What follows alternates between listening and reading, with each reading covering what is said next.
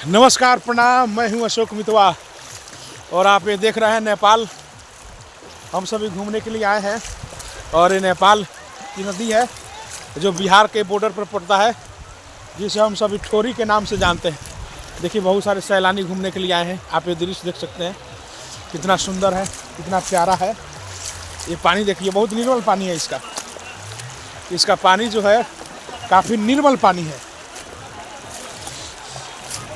ये पानी देख सकते हैं, ये सामने झील, ये पानी जो आती है और यहाँ से देखिए कितना सुंदर सा नज़ारा है। और यहाँ पे और क्या तो बढ़िया झूला है। ये देखिए कितना सुंदर सा प्यारा सा झूला आप देख सकते हैं। ये बहुत लोग दूर दूर से आते हैं दर्शन। कहाँ से आए हैं भैया आप लोग? हम लोग तो बिहार चंपारण से आए हैं। अच्छा, बिहार कहाँ से हैं सर? साठी चंपारण से जी। अच्छा, बिहारी हैं आप लोग? बिहारी। बिहार से लोग आते हैं यहाँ पे। ये बिहार और नेपाल का बॉर्डर पड़ता है यहाँ पे। ये देख सकते हैं कितना सुंदर दृश्य है। ये सामने आपको झूला दिखता है, देखिए कितना सुंदर पूरा लग रहा है।